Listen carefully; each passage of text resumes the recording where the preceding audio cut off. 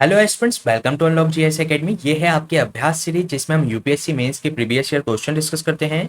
ये question year 2022 में आया हुआ ज्योग्राफी सेक्शन से है, जिसमें आपसे पूछा गया है कि महासागरीय धाराओं को प्रभावित करने वाली कौन सी शक्तियां हैं, विश्व के जो मत्स्य उद्योग हैं उसमें इनका क्या योगदान है। तो इसको आपको 250 शब्दों में वर्णित करना है। इस क्वेश्चन में सबसे पहले आपको ये बताना है कि महासागरीय धाराओं को प्रभावित करने वाले कौन कौन से कारक हैं। साथ ही साथ आपको ये बताना है कि महासागरीय धाराएं मत्स्य उद्योग को किस तरीके से प्रभावित करती हैं।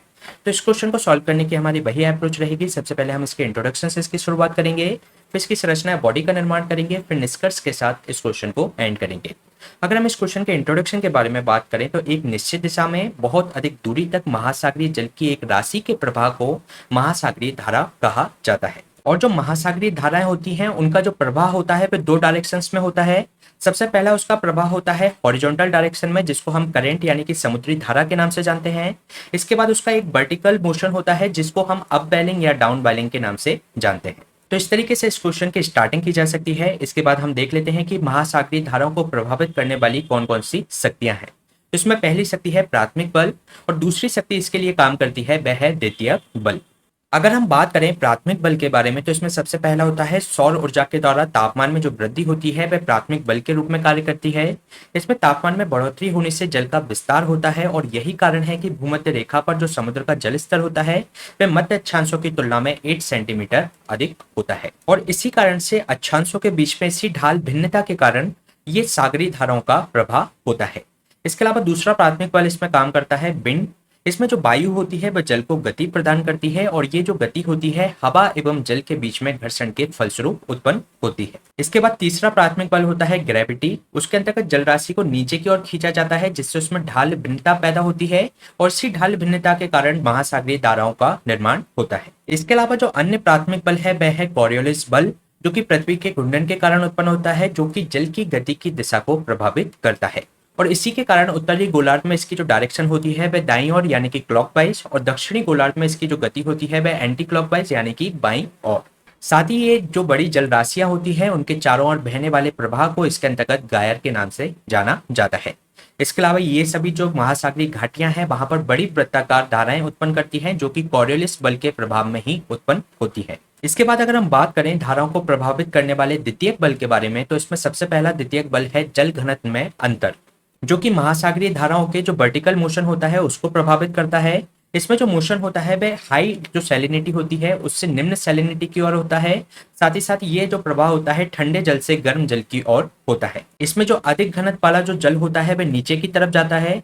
साथ ही साथ जो हल्का जल होता है वह ऊपर आने की कोशिश करता है और इसी स्थिति को इसमें डाउन बेलिंग और अप बेलिंग की स्थिति कहा जाता है। इसके बाद हम बात कर लेते हैं दूसरे द्वितीयक बल, जो कि है जल का तापमान।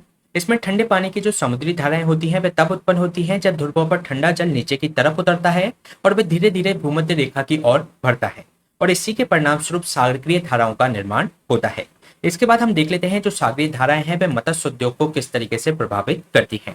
जो सागरीय धाराएं हैं वह मछली पकड़ने के क्षेत्रों का निर्माण करती हैं, क्योंकि ऐसे क्षेत्र जहां पर ठंडी एवं गर्म महासागरीय धाराओं का मिलन होता है ऐसे क्षेत्र मत्स्य उत्पादन के महत्वपूर्ण क्षेत्रों में से होते हैं। इसमें अगर हम बात करें उत्तर पूर्वी प्रशांत क्षेत्र की, जहां पर न्यू फाउंडलैंड है, जहां पर लैब्राडोर ठंडी जलधारा और गल्फ स्ट्रीम गर्म जलधारा आकर मिलती है, इसी कारण से ये मत्स्य उत्पादन के महत्वपूर्ण क्षेत्रों में से एक है। इसके साथ ही जापान के साथ जो उत्तर पश्चिमी प्रशांत क्षेत्र है, जहां पर क्यूरोसियो गर्म जलधारा और ओयोसियो ठंडी जलधारा आकर मिलती है, इसी कारण से जापान का जो उत्तर पश्चिमी प्रशांत क्षेत्र है वह मत्स्य उत्पादन की दृष्टि से काफी ज्यादा महत्वपूर्ण है। इसके अलावा जो सागरीय धाराएं होती है वे प्लैंकटन की गति को भी प्रभावित करती हैं। ये वे जीव होते हैं जो समुद्री जलधाराओं के साथ आते हैं और वे समुद्री खाद्य श्रृंखला के आधार के रूप में कार्य करते हैं, जो कि मत्स्य आबादी को अपनी ओर आकर्षित करते हैं। इसके अलावा इसमें आप एक छोटा सा मैप बना सकते हैं जो कि आपका वैल्यू एडिशन करेगा, जिसमें आप न्यू फाउंडलैंड, जिसमें लैब्राडोर जलधारा और गल्फ स्ट्रीम आकर मिल रही हैं, उसको दर्शाया जा सकता है। साथ ही साथ जो जापान का उत्तरी पश्चिमी प्रशांत क्षेत्र है, जहां पर ओयोसियो और क्यूरोसियो जलधारा आपस में मिल रही हैं, जो कि मत्स्य उत्पादन की दृष्टि से महत्वपूर्ण क्षेत्र है, उसको भी इसके अंतर्गत दर्शाया जा सकता है। इसके साथ ही हम बात कर लेते हैं सागरीय धाराओं के अन्य प्रभाव की, जिसमें है अपवेलिंग। ये एक ऐसी प्रक्रिया है जिसमें धाराएं समुद्र की सतह पर गहरा एवं ठंडा जल लाती हैं और इसमें से जो नीचे से ऊपर जो जल आता है वह पोषक तत्वों से भरपूर होता है, जो कि पौधों के जीवन के विकास का कारण बनता है।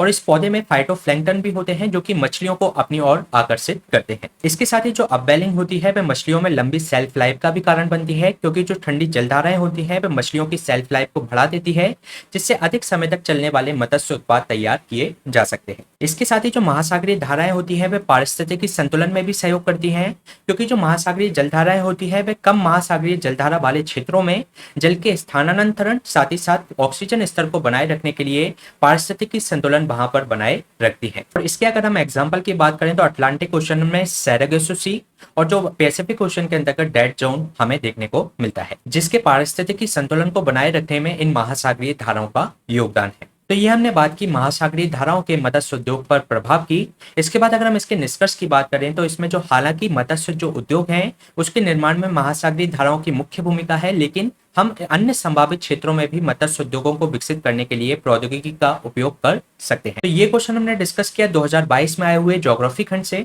इसी तरीके के क्वेश्चंस प्रैक्टिस करने के लिए आप हमारी माँ सीरीज फॉलो कर सकते हैं, जिसकी प्लेलिस्ट आपको हमारे डिस्क्रिप्शन बॉक्स में मिल जाएगी। साथ ही साथ इसके हैंड रिटन नोट्स की पीडीएफ आपको हमारी टेलीग्राम चैनल से मिल जाएगी। Please stay tuned, subscribe unlock GS academy. Thank you.